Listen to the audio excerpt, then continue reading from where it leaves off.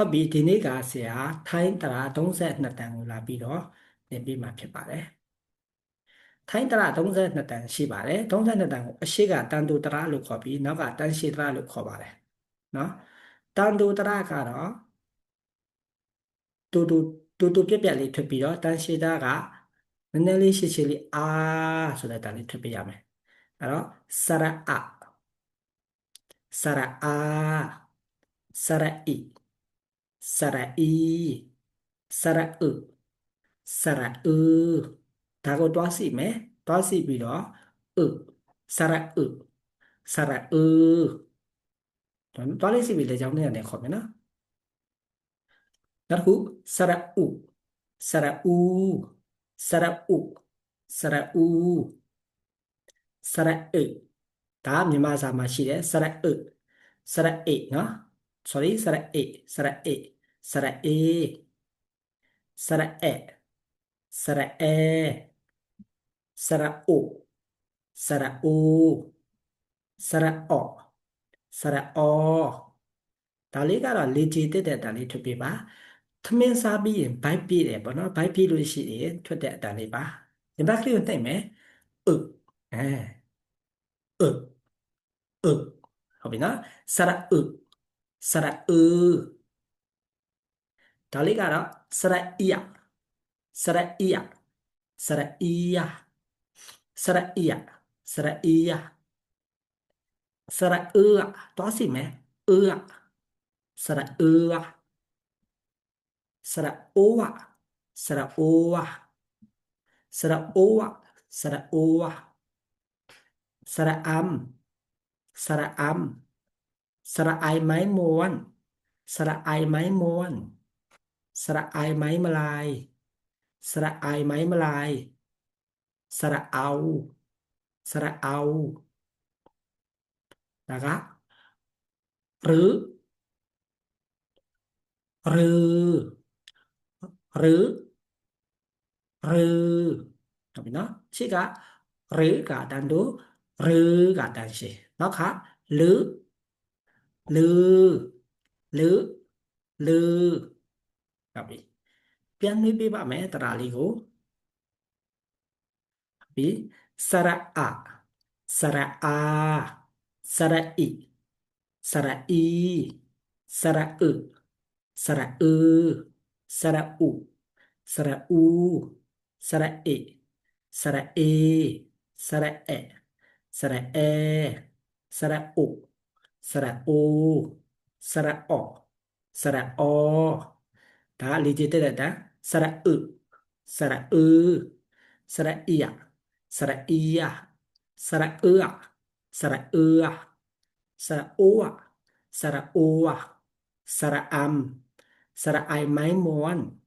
สระไอไม้มาลายสระเอาหรือหรือหรือหรือဟုတ်ပြီ32တန်လေးကိုရမယ်လို့ထင်ပါတယ်เนาะအဲ့တော့ဒီနေ့သင်ခန်းစာလေးကဒီလောက်ပါပဲဆရာတို့တရားလေးကိုရအောင်ကြည့်ပေးကြပါအားလုံးပဲကျေးဇူးတင်ပါတယ်စวัสดีครับ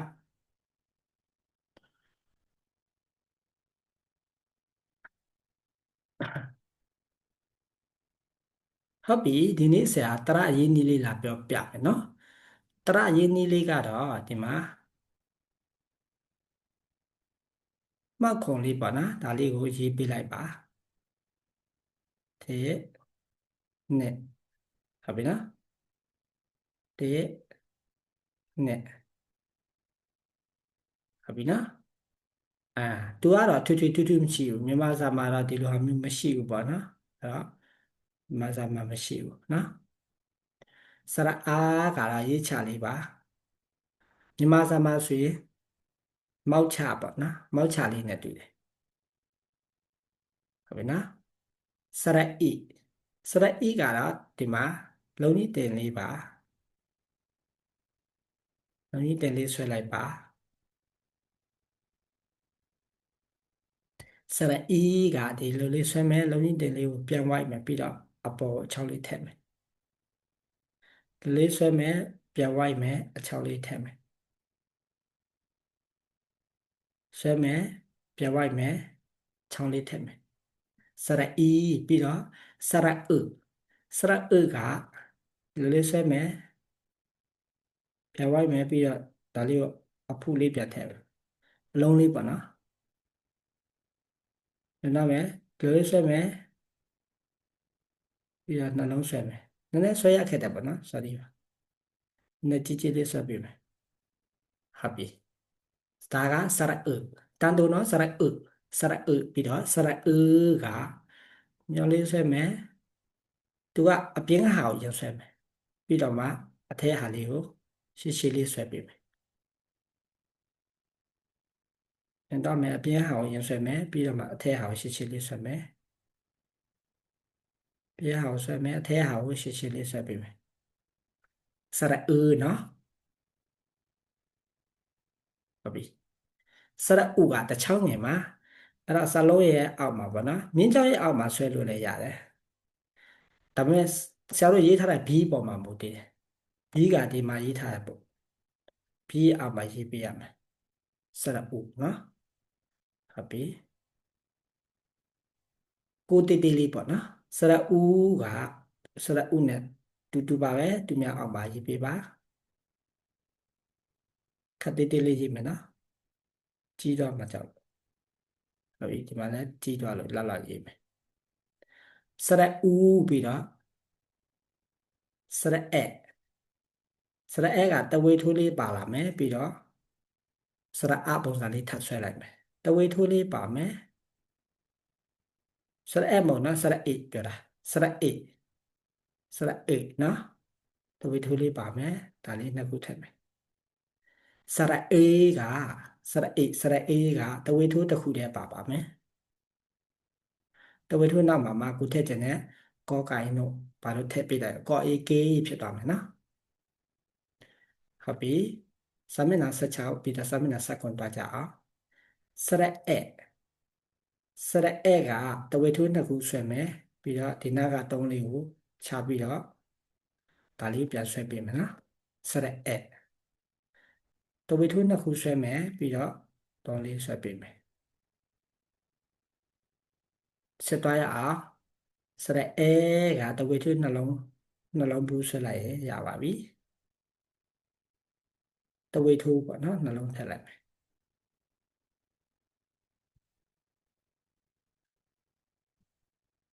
ဟုတ်မလားဆက်သွားရအောင်စရက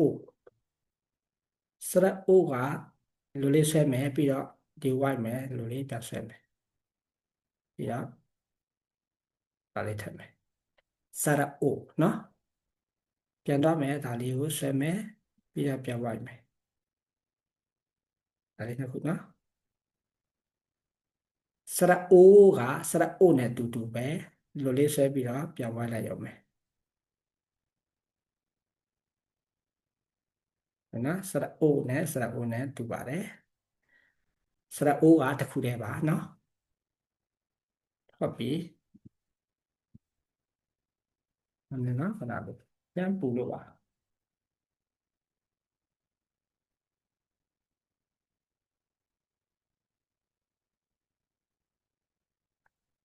စရပြီးတော့စရပြီးတော့စရကတဝေထိုးလေးဆွဲမယ်မောက်ချလေးဆွဲမယ်ပြီးတော့ဒီဟာလေးနှစ်ခုထည့်ပေးမယ်တဝေထိုးဆွဲမယ်မောက်ချလေးဆွဲမယ်ပြီးတော့ဒါလေးနှစ်ခုဆွဲပေးမယ်တဝေထိုးဆွဲမယ်မောက်ချလေးဆွဲမယ်ဒါနှစ်ခုဆွဲမယ်နော်ဟုတ်ပြီငင်းချောင်းရဲ့ဒီအောက်ကိုမကြစေနဲ့နော်ဆရာနည်းနည်းအချိန်လွန်သွားလို့နော်ဟုတ်ပြီစရကအန်လေးတစ်လုံးပဲဆွဲလိုက်ရပါပြီအရှိမတစ်ခုခုထည့်ရမယ်ကောကိုင်ဆိုရင်အောကောကောကောဆိုတာပုံစံလေးလာမှာပါဆက်တော့အောင်စရ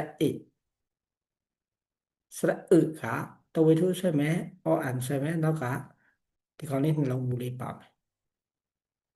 တဝေထိုးဆွဲမယ်အန်ဆွဲမယ်နှလုံးမူလေးပါမယ်ဟုတ်ပြီနောက်တစ်ခုတော့မယ်စရကပြီးတော့စရက တဝေထိုးလေးနဲ့အော်အန်လေးပဲပါမယ်နော်တဝေထိုးလေးဆွဲမယ်အော်အန်လေးဆွဲမယ်စရအီယာစရအီယာကတဝေထိုးဆွဲမယ်လုံးကြီးတင်ဆွဲမယ်ရော်ရဆွဲမယ်ပြီးတော့ဒါလေးပါမယ်တဝေထိုးရဲ့လုံးကြီးတင်ဆန်ခတ်ပါနော်လုံးကြီးတင်ဆန်ခတ်ရဲ့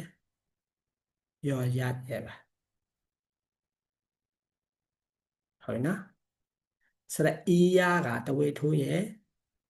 လုံးကြီးတင်ဆန်ခတ်ရဲ့ရော်ရရဲ့နော်အီယာပါအီယာတဝေထိုးဆွဲမယ်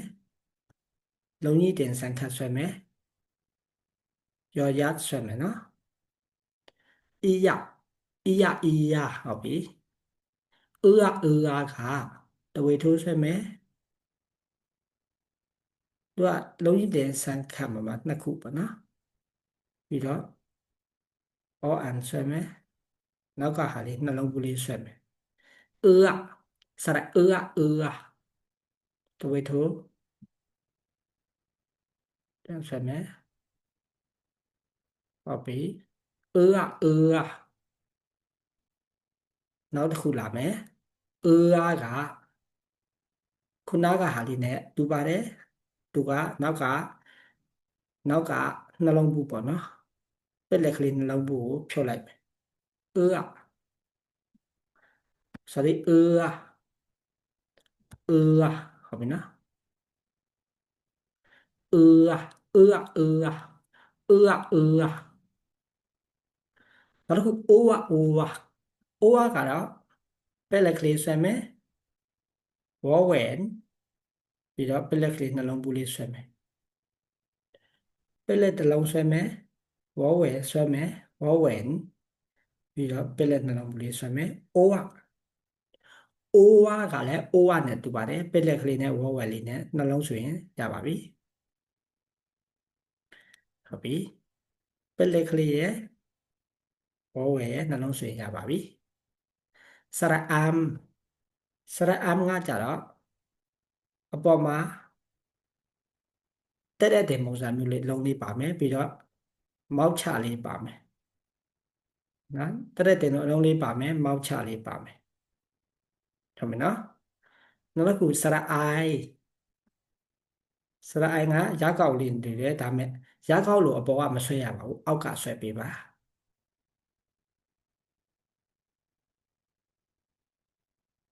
အောက်ကဆွဲပေးပါဟုတ်ပြီနော်စရအိုင်မိုင်းမောဝန်လို့ခေါ်တယ်စရအိုင်မိုင်းမလိုက်ရင်ကတော့အဖျားမှာငှက်တော်မိကွာလေးထည့်ပေးပါဖျားမှာငှက်တော်မိကွာလေးပါမိနှစ်ခွာလေးနော်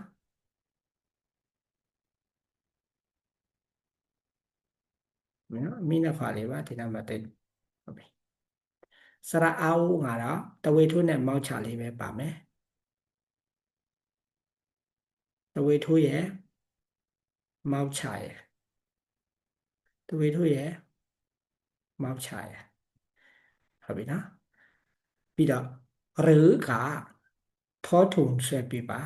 ထောထုံကိုမြင်းချောင်းရဲ့အောက်ကြအောင်ရအောင်ဆွဲပြလိုက်ပါနော်ထောထုံကိုခြေထောက်ရှည်လေးဆွဲပြလိုက်ပါ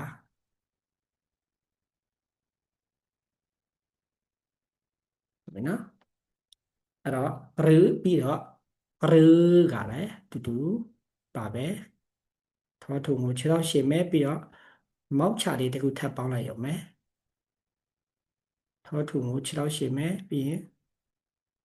မောက်ချလေးတခုထပ်ပေါင်းပေးလိုက်ပါနောက်တစ်ခုနောက်ဆုံးတစ်ခုပါတခြားကြည့်ပေးပါလူနော်လူကအရှိကဟာကဖောက်ဆံဖောင်းနဲ့တူတယ်သူကအမီးရှည်တယ်ခြေထောက်ရှည်တယ်ပေါ့နော်